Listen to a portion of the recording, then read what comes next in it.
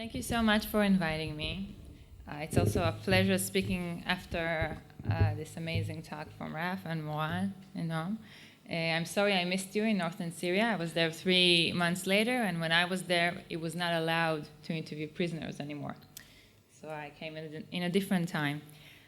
So I want to begin with showing you what Noam mentions. It's a part of the story that was aired 3 months ago from my visit in Syria.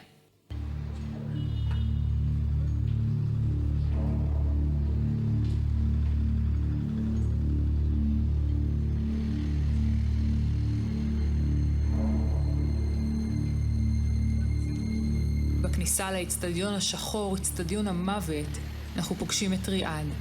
הוא, כמו כל תושבי העיר, פחד מהמקום הזה כשעוד היה מלא באסירים. היום הוא השומר. والله كانوا يسوون نقطة اليومين تحقيق أو شيء بمنفردات اليوم. فكان يسوي إنه هيبة للناس، يخافوا إنه الواحد يجي على الملعب بالأسود يجوز يفوت ما يطلع.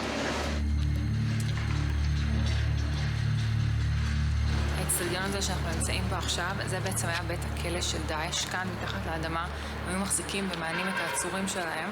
ועכשיו הולכים לראות איך אנחנו נצליח להיכנס למרתפים של העינוי. This is the entrance down to the prison. The authorities using lock and they completely sealed. זו תחושה מפחידה לנסות לפרוץ לתוך בית כלא נעול, אבל אנחנו חייבים לתעד את מה שנשאר כאן מתחת לאדמה. But be careful. פרואר מוצא פרצה בסורגים, ואנחנו נכנסים פנימה, למרתפי העינויים של דאעש.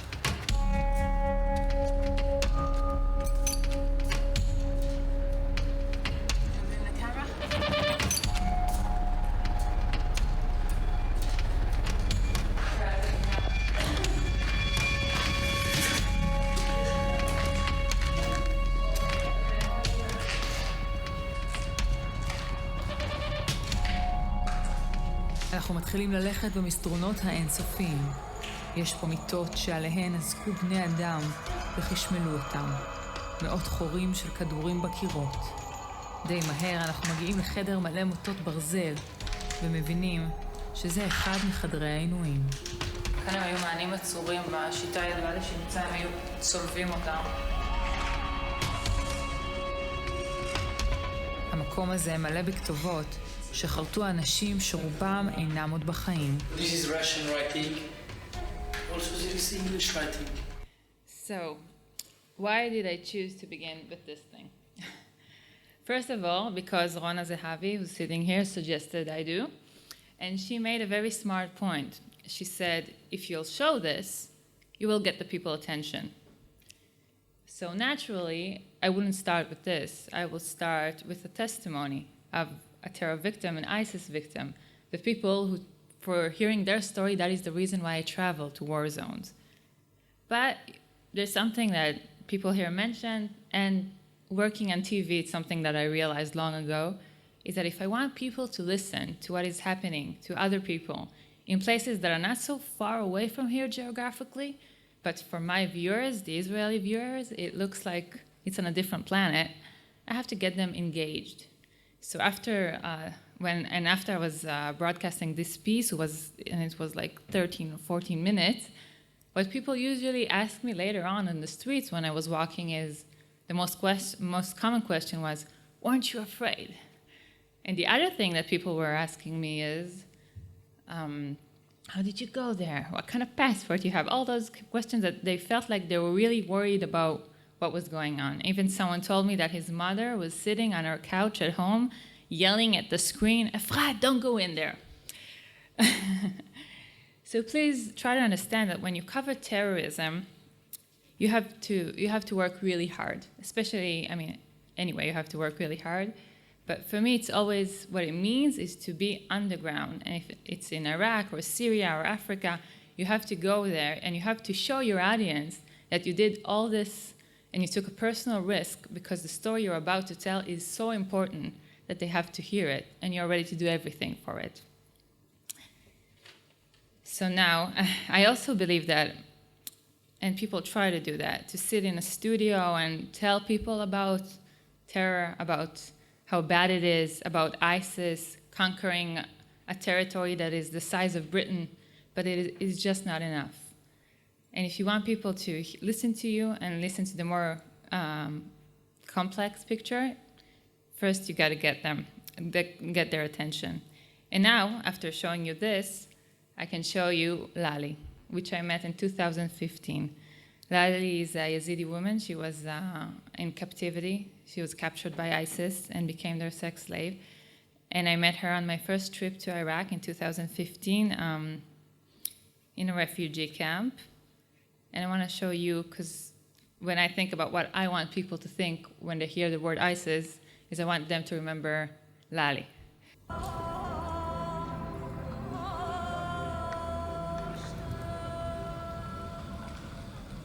אנחנו כרגע נמצאים במחנה הפליטים קברטו בצפון עיראק. במחנה יש 14,000 פליטים, וממש לאחרונה הגיעו עוד 80 לאחר שנקנו מדאעש וחייהם ניצלו, לפחות לבינתיים.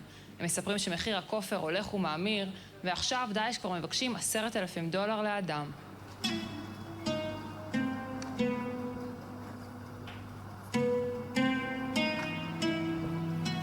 How long was she held hostage?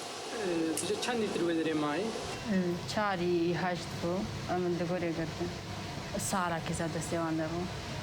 What was her situation there? بجا مثلا وضعي ويشاو الويدري مثلا وضعي ما في استرناب. الويدري. ללי ישבה ופשוט שתקה. היא בת 23, אם לשני בנים שנחטפו איתה יחד, ועל האונס שעברה שם היא לא יכולה לדבר. בטח לא כשכולם כאן בחדר.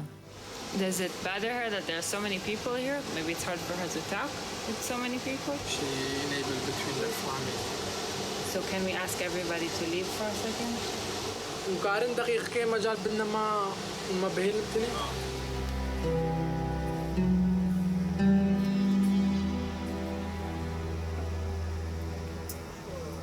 سارا که زده سیوانده بو. ما سياس فروتمو هرسيا أم زوج عندنا بزور واسطة عدل زارود مجيد كرنا الليل دان روزي ميت زارود مدان بشتي فروتني وان مالك ديم از حالة النفسيات بعمل شيء وديم ازت كفتم مالك خل مكره خوي وازبر ما باخو وانس فروت ما خويت ما. How much money did they ask for? كم درامي قلت لهم تفلوس؟ بسي دفتره هاريك اسمها بدفترك. האיש שתיווך את שחרורה הוא סופיה, המלווה שלנו. הוא שליח הארגון CYCI העוסק בגיוס כספים לשחרור חטופים מידי דאעש. כך נראה השחרור של ללי בדיוק לפני חודש.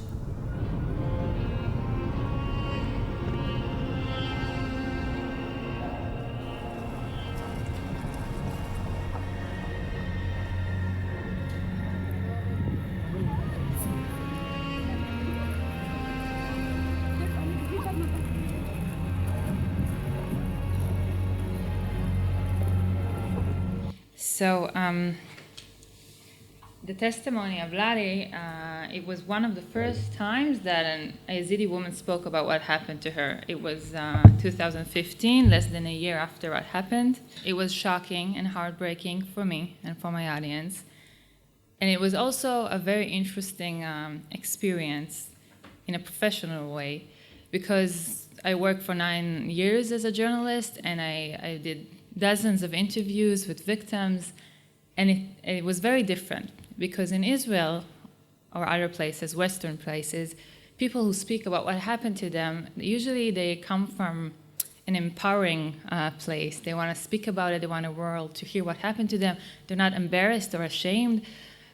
And when I met her, I knew I was going to meet her. That's why I got to that refugee camp, and I knew she was going to speak with me, and I thought she was willing to, and everything is going to be like always.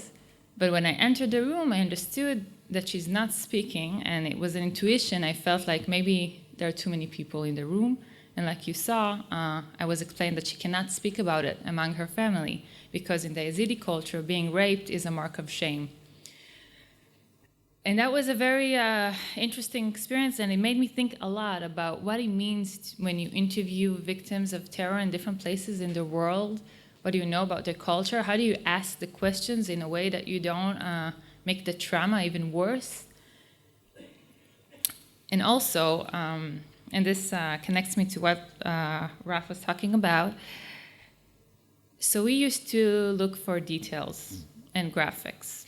And that's what journalists usually do. We ask questions and we want to know everything. And that's how we also used to cover terror in 2014, 2015, as graphic as possible, as detailed as possible. My story from Iraq, my first story, was titled by my editor, a quote, I was raped by ISIS while beating up my son. And today I don't think that would be the title. I think we've been through a long way. I think today maybe it will be something more general, like testimonies from hell or testimonies about what ISIS did, crimes against humanity, something that is more respectable maybe. And also I think we realized that, like people said before me, that we are actually serving ISIS in a very twisted way we didn't think about. By using those videos or high production values, and for me, in the TV medium, which is so emotional, it's like gold visually, because you can see those images and it tells everything. You don't have to say much afterwards.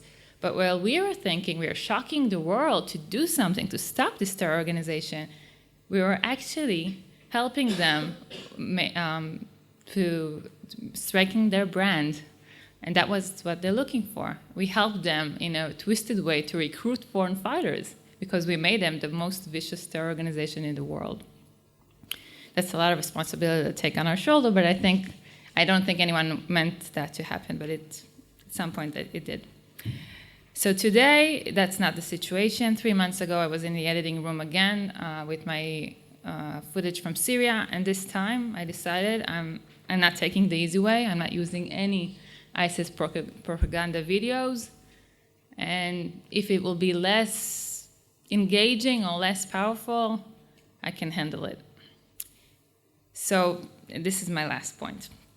This year, Nadia Murad, which is an amazing, brave Yazidi woman who was the first one to speak in the UN about what happened to Yazidi women, she won the Nobel Prize.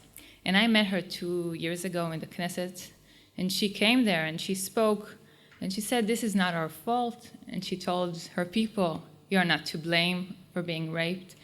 Those people have to be punished, and we have to tell our story to the world. And she did like hundreds of interviews because she felt it's on her shoulder to represent this story. There was actually a very good documentary film about it. The name was On Her Shoulder. And there she said that in interviews with journalists, they always ask her about her story, about being raped. And they wanted to know everything. And she understands why it's important. But on the other hand, she would hope that journalists will ask her more often other questions, such as how many girls were held by ISIS? What is their faith? How old were they?